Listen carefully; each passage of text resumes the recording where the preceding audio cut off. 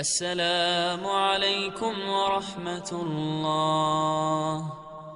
السلام عليكم ورحمة الله. Sebagaimana Rasulullah SAW menjelaskan di hadis yang sahih, hari kiamat dan tidak akan tergeser kaki seorang sambil ditanya oleh Allah 4 pertanyaan. Berarti kita akan menghadapi 7 pertanyaan. 3 di kuburan, menghadap munkar nakir, man rabbuka, ma dinuka, man nabiyuka. Yang tersisa 4 nanti di hari kiamat, sebelum dimulai hisab,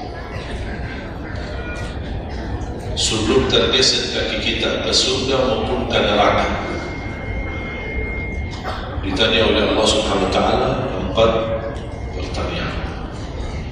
Yang pertama, lan tazula qadama 'abdin yaumil qiyamah hatta yus'ala 'an 4. Tidak akan tergeser kaki seorang di hari kiamat sampai ditanya oleh Allah Subhanahu wa taala 4 pertanyaan. Yang pertama, an umrihi fima afnah. Umurnya apa yang kamu lakukan?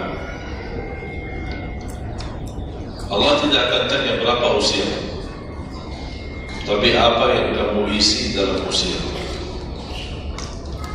60, 70, 100 tahun, kurang, lebih, Allah tidak pedulikan berapa usia kita. Bahkan banyak para sahabat ketika ditanya usia berapa, dia menjawab usia saya 10 tahun. Padahal sudah tua, sudah di atas 50, ada yang di atas 40. Tapi kenapa begitu ditanya soal umurnya dia menjawab 10 tahun? Ternyata mereka menghitungkan usia yang sebenarnya adalah usia yang terisi taat. Masa jahiliyah sebelum datangnya Islam, mereka menganggap itu semua usianya sia-sia.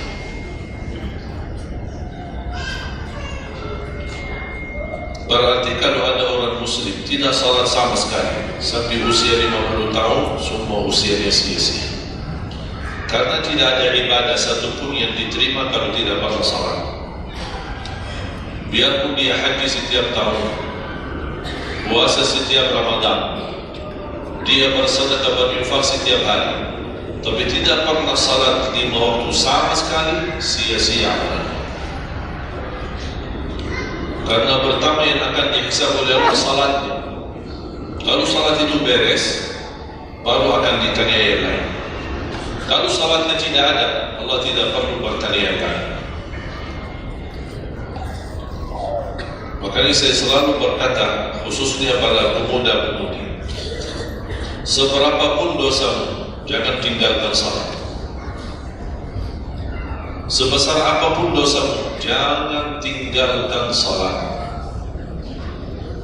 Karena salat itu ibadah yang langsung menyambungkan kita sama Allah, tali hubungan kita sama Allah. Kalau tali hubungan kita sama Allah terputus, tidak ada tali yang bisa sambung lagi. Dan selama Anda menjaga salat, berarti masih ada harapan masuk dalam golongan yang akan diampuni Allah. Ada ampunan, ada harapan ampunan. Tapi kalau tidak salat, terus bagaimana Allah ampuni kalau tidak mau bertobat? Banyak orang berkata, saya malu, atau dia merasa ada bisikan di hatinya, buat apa lo salat? Apa ini?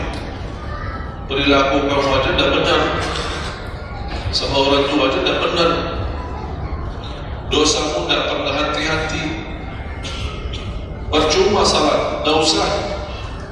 Itu ingat bisikan syaitan. Karena syaitan ingin semuanya sekali-kali rusak. Kalau berbakti baik belum sempurna, masih banyak dosa maksiat, banyak kerusakan yang lain, tapi masih terjaga salatnya, ada harapan diampuni dosa. Jangan sampai syaitan berhasil menggoda kita sekalian tidak salat, sudah hancur, sudah rusak yang lain, ditambah lagi parah, tinggalkan salat. Atau ada orang taubat, selama dia tidak salat lancar, beres, aman, tidak ada apa-apa. Begitu dia taubat, dia merasa sedih, menyesal, dia mulai menjaga salatnya, hilang motornya, kehilangan kerjaannya, diuji sama Allah SWT dalam rumah tangganya. Setan datang, coba kamu ada dulu biasa-biasanya tidak pernah ada ujian, begitu anda mulai salat ada ujian. Apa ini? Udah berhenti aja salat, nanti kembali beres, berhenti salat. Pas begitu dia keluar masih kehilangan motor. Ya Allah, gimana? Saya selama ini tidak pernah salat, tidak pernah hilang motor. Begitu saya mulai salat malah hilang motor saya. Datangnya setan di situ. Coba kalau kamu tidak salat, tidak bakal hilang motornya. Akhirnya dia merasa nyesal, dia berhenti. Berarti niatnya bukan taubat.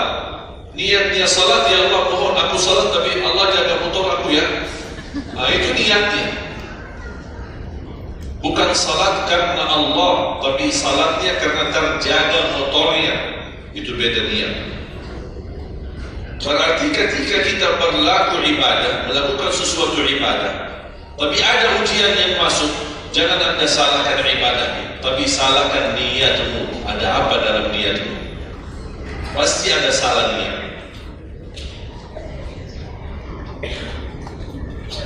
Dan itu inti daripada umur kita. Yang kedua, pertanyaan Allah Subhanahu wa taala, wa 'an syababihi fi ma abla. Usia mudamu, apa yang kamu perjuangkan? Apa yang kamu lakukan? Pertanyaan saya kepada jemaah, usia muda apakah bukan usia dari umur? Bukan sesuatu dari umur?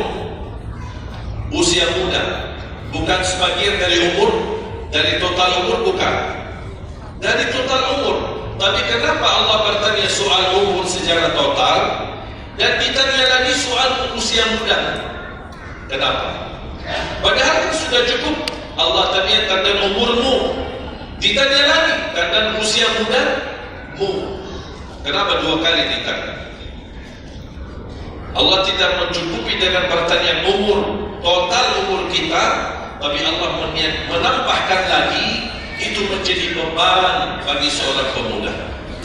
Allah bukan akan tanya total usia umurmu, tapi akan Allah tambah lagi pertanyaannya, apa yang kamu lakukan di usia muda? Usia muda itu sangat, menurut saya sangat sensitif. Anak muda yang taat, istiqomah di sisi Allah lebih baik daripada yang tua yang taat.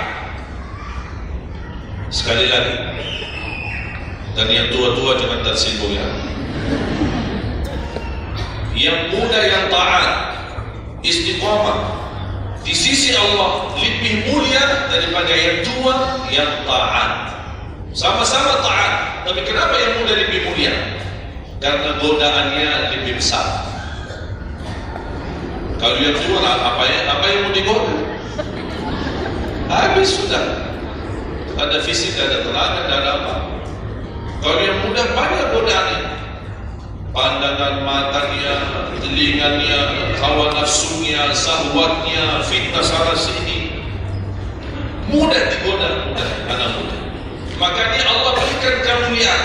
Bahkan salah satu hadis yang sahih, di hari kiamat semua di bawah matahari, cuma 7 golongan yang di bawah naungan Allah. Di antaranya wasyabun nasya'a fi ta'atillah, seorang pemuda yang menjaga diri dalam bertaat kepada Allah. Dia dapat keistimewaan di hari kiamat bersama pemimpin yang adil, bersama seorang laki-laki yang tergantung dengan masjid berapapun usianya, ditambah lagi seorang pemuda yang bisa menjaga diri dalam bertaat kepada Allah Subhanahu. Dan kalau kita baca sejarah ulama, semua para berjuang untuk agama semuanya muda, tak ada yang tua. Bilal bin Rabah seorang pemuda, Abdullah bin Mas'ud bin Hafal Al-Quran seorang pemuda, Abdullah bin Umar seorang pemuda, dan banyak yang lain. Muhammadul Fatih yang membebaskan Konstantinia dan memperjuangkan Islam menjadi panglima masih di bawah usia 21 tahun. Dan banyak saudara-saudara, Imam Syafi'i masih sangat muda, bahkan meninggal dunia masih dalam keadaan masih sangat muda, belum sampai usia 50 tahun. Dan banyak yang lain. Makanya pengaruh dan bahkan taruhan besar bagi umat Islam itu tergantung pemuda.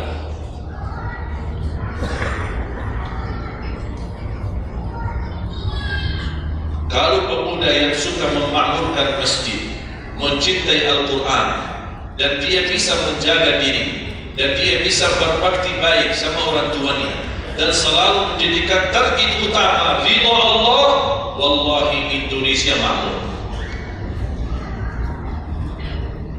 Kalau pemuda dia jauh dari masjid, sibuk hanya bacaan, dan dia meninggalkan salatnya, jauh dari hal-hal yang baik, justru dia jatuh dalam narkoba dan berkali macam-macam dosa dan maksiat, hancurlah negeri Indonesia.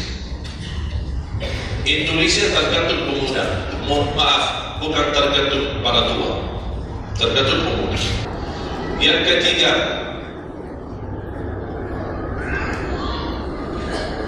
وعن علمه وعن ماله من أين اكتسبه وفيما أنفقه.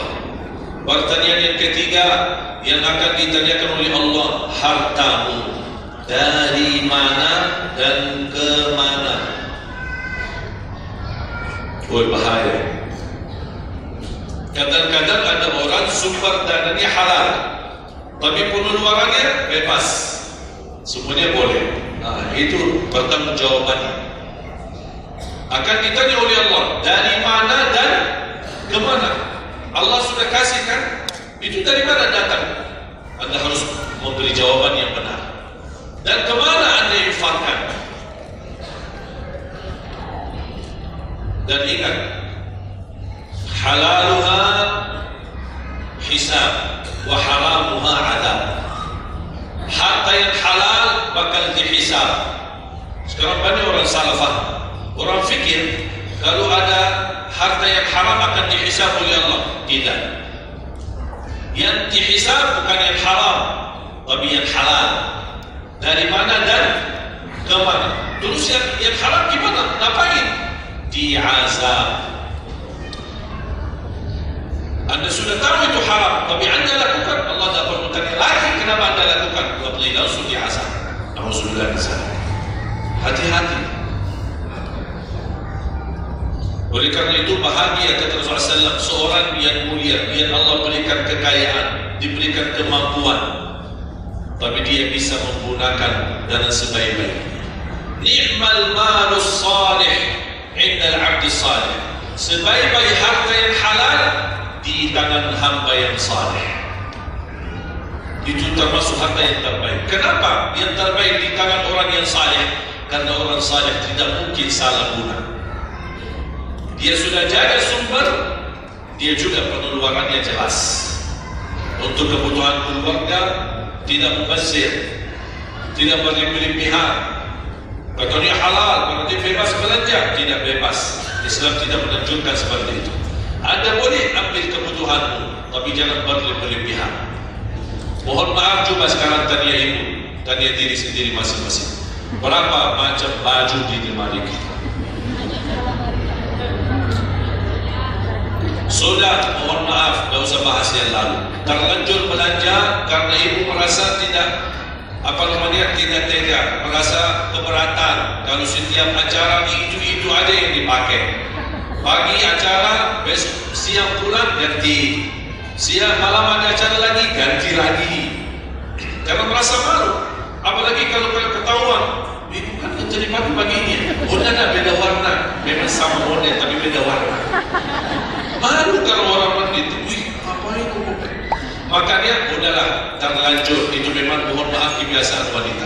Tapi saya usulkan baju-baju yang sudah lama tidak dipakai, ngapain simpan?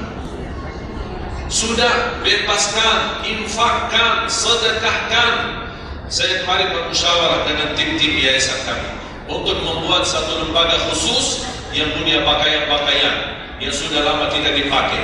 Apapun, boleh alat apa, meja, sofa, apa saja yang di rumah, karpet, yang bukannya sesuatu yang tidak pernah dipakai, apa dia barang makanan, piring, sendok, apa saja, insya Allah kami bisa ditarik dan dikawal dan dikelola lagi, dikelola ulang, termasuk baju-baju kalau ada yang robek, ada yang kita bisa jahit, kita bisa perbaiki dan kita sedekahkan, bisa di dalam negeri dan bisa di luar negeri. Alhamdulillah program ini berjalan di kota Madinah. Alhamdulillah tidak ada lagi mubazir yang buat baju sia-sia, semuanya bisa dimanfaatkan. Mudah-mudahan terwujud program ini agar ibu-ibu tidak terbeban. Ada kelebihan mau pindah rumah, biasanya kalau pindah, apalagi kalau orang kaya, pindah rumah mana barang-barang dibawa lagi, barang-barang pasti yang baru-baru semua, terus yang tersisa kemana? Dibuang atau tidak tahu kemana nih. Udah, kita yang ambil, kita yang kelola, yang perlu diperbaiki kita perbaiki, dan kita hantarkan kepada warga-warga yang miskin yang mereka tidak punya apa-apa. Setuju? Yang terakhir, yang keempat, wa an ilmihi madza amila bihi. Allah akan tanya terhadap ilmumu, apa yang kamu lakukan. Jadi jemaah sekalian, intinya bukan berapa banyak ilmumu, tapi berapa yang Anda amalkan. Oleh karena itu, jangan terlalu banyak belajar. Belajar dan amalkan. Walaupun Anda belajar cuma sedikit, itu jauh lebih baik daripada Anda banyak belajar tapi tidak sempat beramalkan. Belajar, amal, belajar, amal, dan ilmu yang bermanfaat yang diikuti dengan amalun saleh. Ada orang Masya Allah semangat, sana belajar, sana belajar, sana belajar, tapi tidak pernah beramalkan. Dikasih amalan zikir ini tidak diamalkan, ditambah lagi amalan yang kedua tidak diamalkan, akhirnya terbeban, banyak amalan belum ditunaikan. Itu menjadi beban. Nanti di hari kiamat Allah akan tanya, sudah berapa lama kamu belajar, sudah berapa banyak ilmu, apa yang kamu amalkan.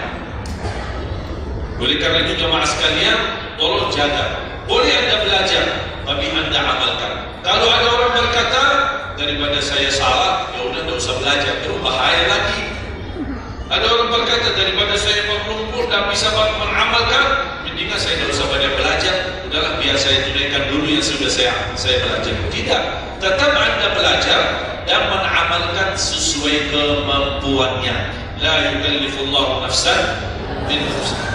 Walaupun Anda belum tunaikan seluruh amalannya, tidak apa-apa, tapi Anda sudah ada niat, Anda sudah ikhtiar, Anda sudah tunjukkan yang terbaik, tapi kemampuannya memang sampai segini, kemampuannya memang terbatas, tidak apa-apa. Allah melihat Anda sudah bersungguh-sungguh untuk mengamalkan apa yang Anda belajar.